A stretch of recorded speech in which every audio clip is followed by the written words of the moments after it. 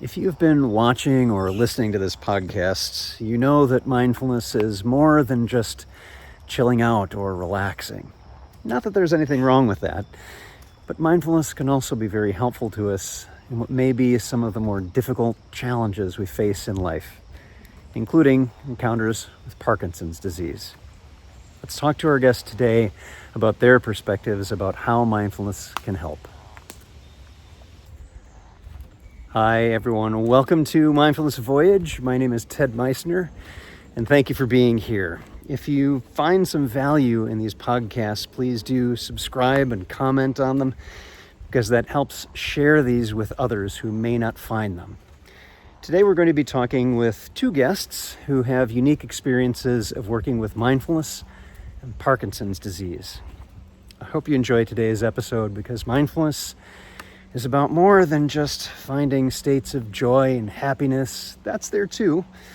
And how we can work with some of the more challenging aspects of things that occur in our lives. Come on, let's talk with our guests today.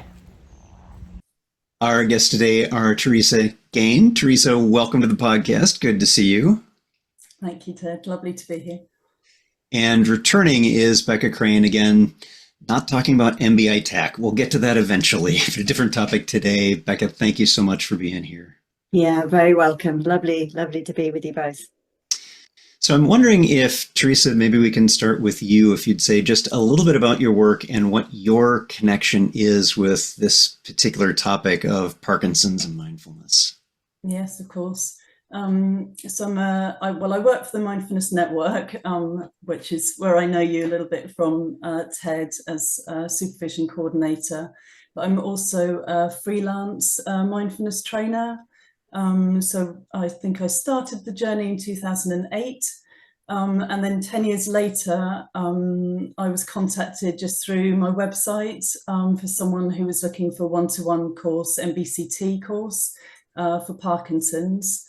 And that was the first time I'd kind of been in touch with anyone with Parkinson's. So it was a real journey for both of us, actually. And I think he was quite skeptical about it, mindfulness, which was helpful. Just kind of it was a real exploration of how it might help. And it was really from the impact of the course for him that we both decided it would be helpful to maybe see if we could reach more people. So that's where it started. Great, thank you. And I want to hear more from you a little bit later on. We'll ask about some of the feedback that I know you've got some really good things to share there.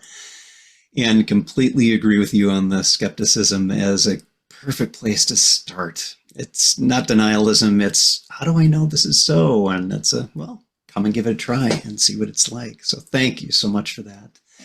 And Becca, I've been wondering if you'd be willing to give a synopsis of your journey with Parkinson's so far. Yeah, sure. So I was diagnosed with Parkinson's in January 2020, which was a strangely surreal time to be diagnosed, because fairly soon afterwards we all went into lockdown. So it was kind of a double surreal time for me, navigating a very shocking and unexpected life turn. I'd had some sort of vague stuff going on, body pain, aches, and a tremor, which I'd been kind of thinking were other things, but eventually took myself to the doctor and got a very quick diagnosis. And the neurologist, very quickly saw that I wasn't swinging my left hand as I walked, which apparently is a complete dead ringer for Parkinson's.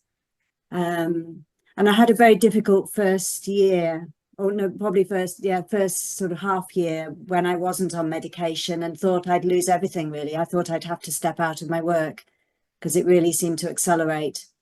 But actually, since then, I've been started on medication and have been finding life much easier to navigate with that. But I have let go of the directorship of the Centre for Mindfulness Research and Practice about a year ago, because it does require me to take care of myself in different ways. So it's a journey, and I'm very much in process with it. Mm. I'm wondering if we might stick with you for a little bit, Becca, on this about the connection with mindfulness, whether you've seen, has that been particularly helpful to you with this change in how you're living your life? Yeah, totally. I mean, I remember the moment, as I was walking out of the neurologist's appointment in a daze. I was with my husband, and the first thing he said to me was, "We'll do this together." And then I said, "And thank God for my practice." And it was like, just an immediate sense of, I'm going to need all the resources I've got, and this is a core thread that helps me to navigate life, and particularly big life stuff. So it came to me really quickly, and then I guess it's been an unfolding, really, and I really have a sense of how my practice shows up in all sorts of different ways. So shall I share some of Please. those threads? Yeah. I mean, I think the most obvious, it'd be really interesting to hear from Teresa about her course participants. So the most obvious is sort of just day-to-day self-regulation. So one of the characteristics of the condition is that the body gets out of kilter with itself quite frequently, get kind of jangled and shaky, and just a general sense of feeling off in your system and low energy. And that can happen quite quickly, but it also actually reverses quite quickly if you are able to attend to it. So actually just really using the grounding, settling, calming aspect of the practice is incredibly helpful. And I noticed that I just need to do that more often. I mean, in many ways, it's been a practice accelerator, because it's really made me kind of instill the practice in a much more tangible way in the detail of my life. So that's one thread. Another thread for me, which maybe is in a way is kind of bigger, is the sense of how I immediately had this sense when I was diagnosed of course, illness, death, old age, that this is life. This is not, I didn't have a sense of why me. We're all vulnerable to stuff happening. So it felt very natural in a way that this is just my version of something that's going to happen to all of us.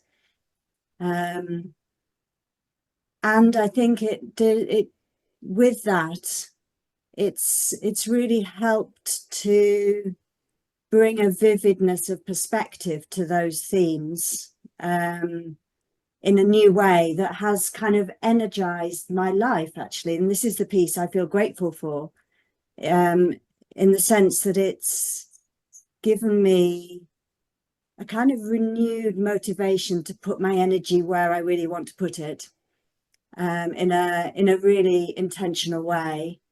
I feel a kind of real passion for being as well as I can, for as long as I can. And so it's complete no-brainer to me to do all the things that are recommended. So to exercise, to eat well, to optimize my sleep, to, all of these sorts of basic things that we all need to do, really. But particularly the exercise, I'm bizarrely fitter than I have been for years. Yeah, so that's another kind of key thread. I could keep going. You recently ran a half marathon, I think. I did. Yeah, I mean, I thought it was so funny because I would never see myself in the realm of doing anything like that. That was not me. But actually, it's become me. So it's interesting how the identities we hold are just passing through, changing with conditions, and it was really helpful to have something to work towards, and it was a family thing. My son and my daughter ran alongside me, so there was a real sense of being supported by them, and and there was such a good vibe from a whole crowd of people doing this race together. So yeah. Wonderful. Thank you for sharing, and congratulations on that. I remember when you were posting about that, you mentioned like, oh, that's so wonderful. I'm so glad you're having that experience. Yeah. Teresa, I wonder if we could come back to you. Something that Becca had mentioned is just hearing a little bit about your courses, some of the feedback that you have had from participants with Parkinson's on that. I wonder if you could share some of that here. Yes, of course, and some of them really correlate with what Becca was saying as well. So I'll just bring in a little bit of feedback from the fully evaluated course that I ran. So we did this using an individual learning plan and ILP for people. So we had course aims, 5 course aims that was on the sheet for everyone, which was around being able to manage fatigue and sleep better, managing stress and responding rather than reacting, noticing small beauties in the world around, noticing habits of kind of reactivating downward mood spirals, and also something around acceptance that felt really important. So accepting oneself as one is rather than judging. So those were the kind of class aims, and then people also added 3 individual aims for the 8-week MBCT course. So that was it was just a number between 1 and 4 at the beginning and end of the course. And alongside that, we also did the GAD-7, which is a very brief measure, just seven questions around anxiety. So it was really interesting because fatigue is, Becky, you're alluding to that kind of up and down a lot, or not being able to sleep. And actually people said that by being able to relax in order to reduce symptoms, this really helped. That was an increase of 25% for people. And also with fatigue, that ability increased by 25% to manage fatigue better. So it's quite a big jump. And then in terms of anxiety, which came up as quite a strong factor at the beginning of this course, people's anxiety actually dropped by 53% over 8 weeks. And that I think it's really important to say that this wasn't just around Parkinson's. This group was for younger people, so everyone was under 68. Most people were working, family life, so there's other stresses or stressors. So this was quite a big, a big jump for people. The next one, noticing small beauties and pleasures. This was so lovely. This was such a strong theme in the course, I think, because you can be pulled forward and also be really, really busy managing or running or going to this physio or lots of appointments. People sounded quite busy managing Parkinson's. So having this opportunity to just be and notice was really lovely. So I'm more aware of things around me, taking more time to be appreciative of everything and what's more important in life. So again, that perspective you mentioned. And the increase for this whole group was 37.5% in terms of this, the pleasant events calendar, that real noticing there. And then acceptance, which I'm guessing that's a real journey, but for this course, there was a sense of this, that was 22% kind of increase in acceptance. But I think there's also an awareness around it. So someone was talking about tremor. They said, when I start to feel cross with my body and my tremor, I like the gentle and kind reminders of the course. And this self-compassion came through. It wasn't explicitly kind of taught, but it really was there for people. I'm just seeing if I've got another. Yeah, this is lovely. I've learned to be kind to myself and not give myself a hard time, which again was a theme that ran through it. And the practices have helped me be more in the moment rather than thinking or worrying about what the future might hold. I feel much calmer generally and accepting of my situation.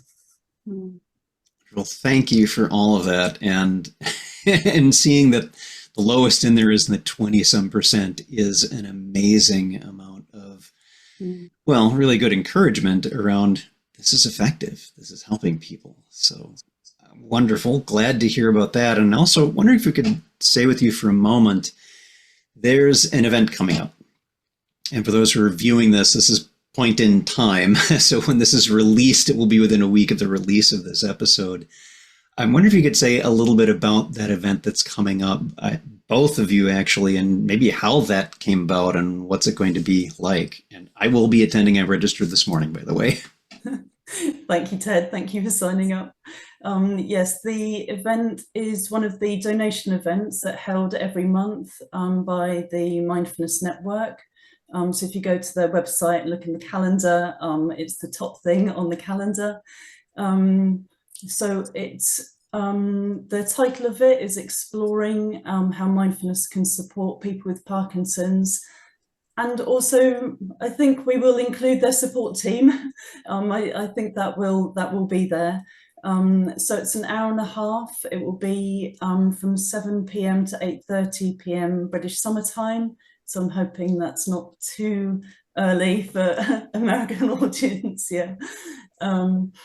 And yeah, Becca and myself will be facilitating that, and also one of the participants from this course that I've just been giving some feedback for, Jonathan will also be attending to speak of his experience of the last kind of 5 years, really, because we had the course, but we've had follow-ups and online and COVID, and there's been a continuation of that. Great, thank you. And Becca, anything you'd like to add about the event in particular? Yeah, just a warm welcome to anybody who's got an interest in these linkages, and I think maybe even not specific to Parkinson's, because it's also also could be relevant to anybody with a chronic condition. Though our particular focus will be Parkinson's, but I think the themes will speak to broader issues. But more specifically related to Parkinson's, I think my sense is, from my own experience and hearing from others, that the mindfulness has massive relevance. Really, riffing off what Teresa's just been saying about stress, that stress actually adds to the people experience more symptoms when they're stressed, and any ways that we can kind of calibrate our system so to reduce the level of expressed stress is going to make a huge difference, both to the immediate experience of Parkinson's, but also to the ongoing progression. And there's so much. One of the challenges and joys of Parkinson's is there's a lot you can do to support yourself, but that there's a lot that comes at you, like Teresa was saying, all the things that you should be doing. So it's kind of like, how do you craft a good life in the context of all these extra demands on top of what we all have to do in our lives anyway? And I think mindfulness can really help to kind of navigate all of that and to help us to prioritize and make choices about how to take care of ourselves day by day. So I hope it'll be relevant to people who are both experienced in mindfulness or new to mindfulness. It's a very open invitation, and I hope we'll give people a sense of what might be possible, and we'll give some pointers to how people could dig deeper if that's what they'd like to do. Great. And for those who are watching, I will have a link to that registration page, so you can find that on the episode page in the description. And just one final question for each of you. If you could say something, maybe share some encouraging words to those who maybe have Parkinson's or some other, as you mentioned, Becca, other chronic illnesses included with that as well, or caregivers, family members, people who are in that constellation. What are some things you might want to share with them? Teresa, would you like to start? Yes, a few things are kind of popping into my mind as you were saying that, Ted. I think I was remembering on the last session of the course that there was something about everyone in the group there having Parkinson's. So it wasn't it wasn't a general group, it was a group for people with Parkinson's, and they loved that, because I was the odd one out. But also there was something around the fact that you could almost, Parkinson's was spoken about, but also all these other elements of everyone's lives came in because we didn't have to, no one had to explain it, everyone knew. And there was something really beautiful and really, really freeing about that. So it's a real celebration rather than having one label on you. This real kind of celebration of all of yourself, which was really lovely. And also the fact that over time I've taught one-to-ones, people with Parkinson's, groups, online groups.